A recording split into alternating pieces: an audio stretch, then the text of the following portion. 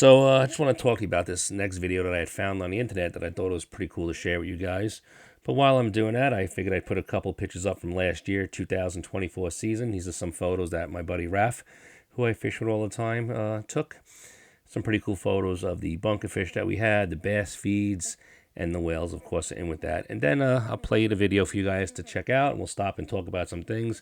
It's actually a pretty cool video of a shad rig being pulled through the bunker schools, and you could actually see the rig just pouncing off the heads of these fish. These massive schools of bunkers that we had last year were incredible. But I'll start the video in a minute, right after these little montage of photos, if you want to call it that Raph took of some of the bunker fishing that we had last year. And of course, now you'll see some of the whales come up, and then right after this, we will get into the video. But this is all 2024 right here that you see.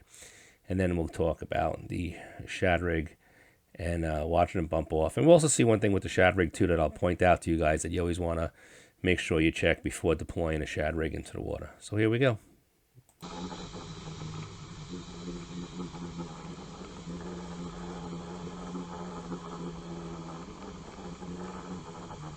Okay, if you pay attention to this rig right now, what is something that you notice? The first thing that you're going to see.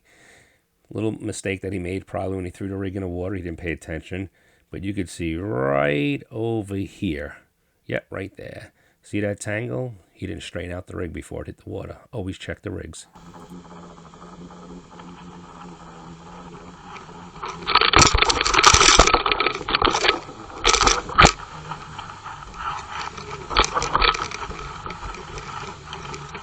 So how cool was that? I mean, you are talking about massive, thousands upon thousands of bunker.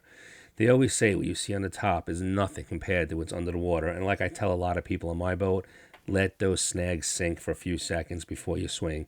Because what you see on top, it's tenfold below the surface.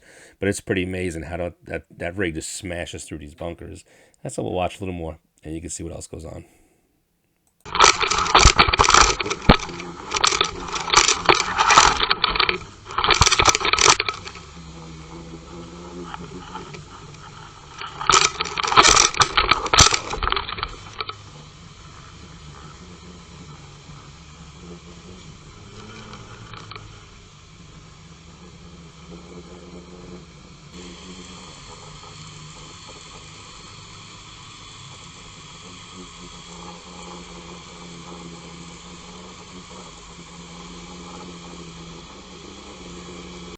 Now, what happened here, I thought was very cool.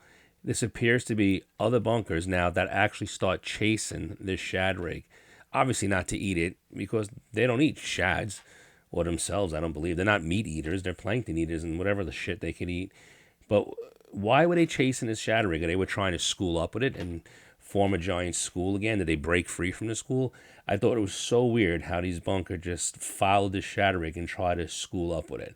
But you'll see a little bit more in the video as we let it play on again, and you can see these bunkers actually chasing the shad rig to school up with it. That's what I think they were doing. I mean, let me know in the comments what you think they were doing. But they had to be looking to school up with this shad rig. Definitely cool behavior that you see under the water when you put a camera onto a dredge or a bunker spoon or a mojo or even any casting lure. You know, it's pretty cool what you capture.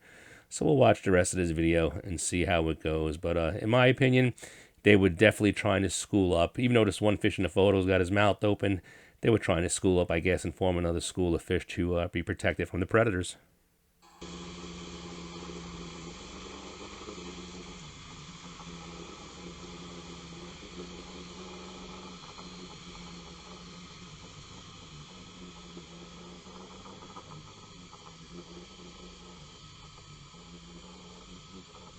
And the final thing you're going to notice in this video is look at how dead these fluke-style baits are compared to the paddle tails.